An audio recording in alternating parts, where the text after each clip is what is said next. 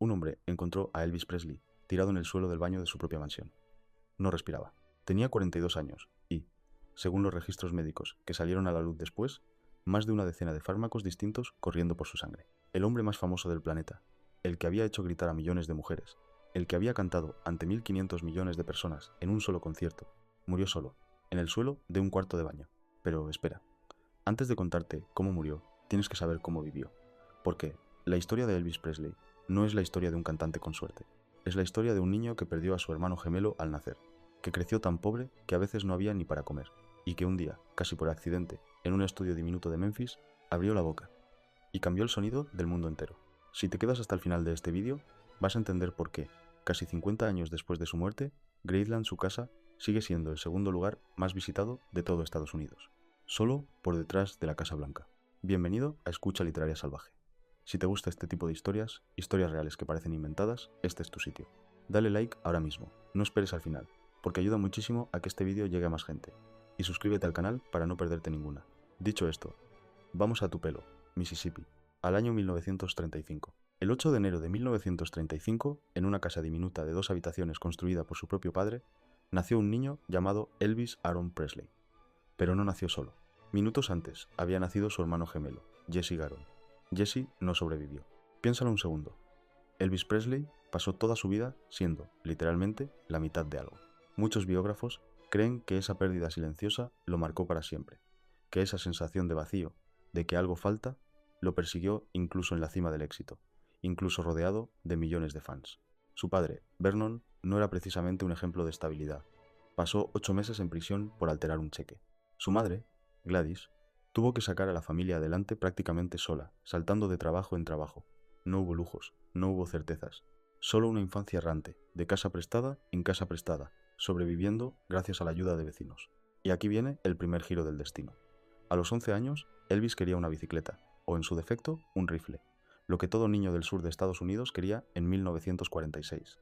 Pero su familia no podía pagarlo, así que en su lugar le regalaron una guitarra de segunda mano, un regalo de consolación. Eso fue, al principio, la guitarra que cambiaría la historia de la música. Elvis era tímido, casi hasta la exageración. No hablaba con nadie, pero cuando se quedaba solo, cantaba y escuchaba. Escuchaba el gospel blanco de las iglesias del sur los domingos por la mañana. Y escuchaba, con una devoción que en aquella época era casi un tabú, el blues y el rhythm and blues que sonaba en las emisoras de radio afroamericanas. En 1948, la familia se mudó a Memphis, Tennessee.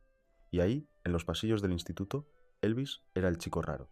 Se burlaban de él por vestirse distinto, por su pinta de niño de mamá, por su gusto por la ropa llamativa de Beale Street, la calle negra de la música por excelencia. Lo ridiculizaban. Pero había un lugar donde nadie podía tocarlo, la música. Y sin saberlo, ese adolescente marginado estaba mezclando en su cabeza dos mundos que en la América segregada de los años 40 jamás debían tocarse. Esa mezcla imposible sería, unos años después, la fórmula exacta de una revolución. Verano de 1953. Elvis tiene 18 años, trabaja como camionero, y con la excusa de grabar un disco de regalo para mi madre, entra por primera vez a las oficinas de un pequeño sello discográfico llamado Sun Records. Nadie le hace mucho caso.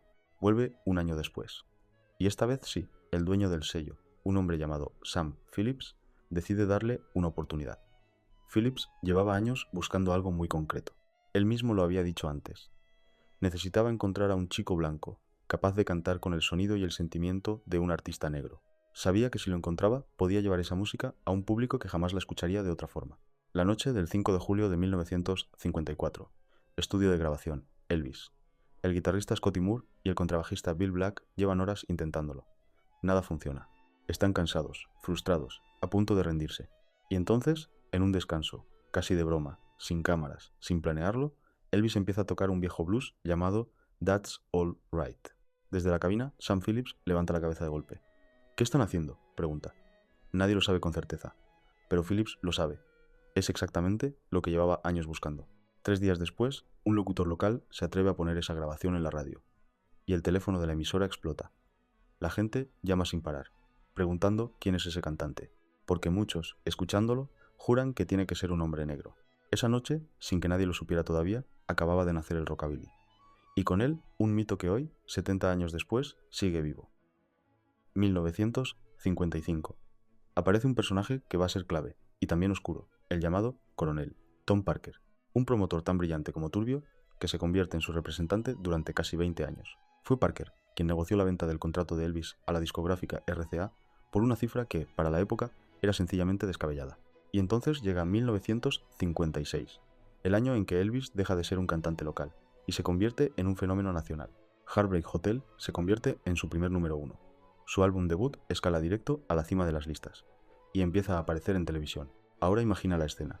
Estados Unidos, mediados de los años 50, un país conservador, todavía profundamente puritano en las formas, y de repente, en la pantalla de sus televisores, aparece un joven moviendo las caderas al ritmo de la música, de una manera que hasta entonces era sencillamente impensable en público. El caos fue inmediato. La prensa lo apodó Elvis, la pelvis. Un juez de Florida llegó a ordenarle, literalmente, que moderara sus movimientos sobre el escenario, y una diócesis católica escribió una carta al FBI advirtiendo, muy en serio, que ese joven era un peligro para la seguridad de Estados Unidos. Detente un segundo a pensar en eso. El FBI, por mover las caderas. Nada de eso lo frenó. Ese mismo año debuta en el cine con Love Me Tender, y a partir de ahí, su rostro deja de pertenecerle a él. Pasa a pertenecer a toda una época. 1958. En pleno apogeo, con el mundo entero rendido a sus pies, Elvis es reclutado por el ejército de Estados Unidos. Cumple su servicio en Alemania, sin privilegios especiales, como cualquier soldado más. Y ahí, en Alemania, conoce a una adolescente llamada Priscilla Beaulieu, con quien se casaría casi 10 años después. Pero hay otro dato, uno que en su momento pareció insignificante, y que visto hoy, con la distancia del tiempo, se lee casi como una premonición. Fue en esos años, en el ejército, cuando Elvis probó por primera vez las anfetaminas. Un detalle pequeño, una semilla, la misma semilla que, 2 décadas después, terminaría por consumirlo. Al volver a la vida civil en 1960, su carrera musical se recupera con fuerza. Pero el coronel Parker tenía otros planes. Hollywood. Entre 1960 y 1968, Elvis protagoniza casi 30 películas. La mayoría comedias musicales de fórmula fácil, previsibles, que la crítica destrozaba sin piedad, pero que garantizaban dinero seguro en taquilla. Fueron años extraños, brillantes por fuera, vacíos por dentro. El mismo hombre que había incendiado los escenarios de Estados Unidos parecía haberse disuelto poco a poco en guiones intercambiables, uno tras otro, casi indistinguibles entre sí. 1968, todo cambia otra vez. Le proponen un especial de televisión, pensado en principio como un show navideño convencional, tranquilo, sin sobresaltos.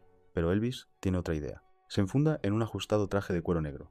Se sube a un escenario pequeño, casi íntimo, rodeado de músicos, y por primera vez en años. Vuelve a cantar en directo, sin trucos, sin artificios, puro instinto. Hoy ese programa se conoce como el 68 Comeback Special, y fue, sencillamente, un triunfo absoluto. El renacimiento de un artista que muchos ya daban por perdido. Le sigue un álbum aclamado, From Elvis in Memphis, y un regreso triunfal a los escenarios, esta vez en Las Vegas, en el International Hotel, donde se gana de forma definitiva el título con el que hoy todo el mundo lo recuerda, El Rey. En 1973 llega a la cima absoluta. Aloha from Hawaii, el primer concierto de la historia transmitido por satélite a escala mundial. Cerca de 1.500 millones de personas lo vieron. Detente a imaginar esa cifra. 1.500 millones de personas mirando al mismo tiempo a ese mismo niño tímido de tu pelo que una vez soñó con una bicicleta. Pero aquí, justo en el punto más alto, empieza la parte más triste de esta historia. Detrás del brillo de las lentejuelas, de las capas bordadas, de los estadios llenos, Elvis se estaba apagando. Su matrimonio con Priscilla termina en divorcio en 1973. Y esa pequeña semilla que había plantado el ejército años atrás ya era un árbol enorme. El abuso de fármacos recetados, disfrazado de tratamiento médico, legal, supervisado, pero adicción al fin y al cabo. Sus conciertos empiezan a volverse erráticos. Su salud se deteriora. Glaucoma, hipertensión, graves problemas hepáticos. Y su cuerpo, antes esbelto, ágil, el mismo que había escandalizado a un país entero moviéndose sobre un escenario. Da paso al de un hombre exhausto, hinchado por los medicamentos, cada vez más alejado del joven que fue. El 16 de agosto de 1977, su prometida lo encuentra inconsciente en el suelo del baño de Graceland. Elvis Presley muere ese día, a los 42 años, por un infarto agudo de miocardio. Miles de personas se congregan frente a las verjas de su mansión esa misma tarde. El país entero se detiene. Estados Unidos acababa de perder a su rey. Más de 40 años después de aquella tarde de agosto, Graceland sigue siendo, como te dije al principio de este vídeo, el segundo lugar más visitado de todo Estados Unidos, solo detrás de la Casa Blanca. Elvis Presley sigue ostentando récords de ventas que nadie ha logrado igualar. Su nombre está en los salones de la fama del rock, del country, del gospel, del rockabilly. Fue, ante todo, un puente. Un puente entre la música blanca y la negra en un país que se resistía a ese puente. Un puente entre el escándalo y la aceptación, entre un mundo viejo y otro que después de él ya no podría volver a ser igual. Su vida fue una fábula americana completa: ascenso, gloria, exceso y caída. Y quizás por eso, casi 50 años después de su muerte, seguimos hablando de él. Seguimos contando su historia, como acabamos de hacer, tú y yo, en los últimos 14 minutos. Si esta historia te atrapó, ya sabes lo que tienes que hacer. Dale like y si todavía no lo has hecho, suscríbete a Escucha Literaria Salvaje. Aquí seguimos contando las vidas más increíbles, más trágicas y más humanas de la historia. Nos vemos en el próximo vídeo.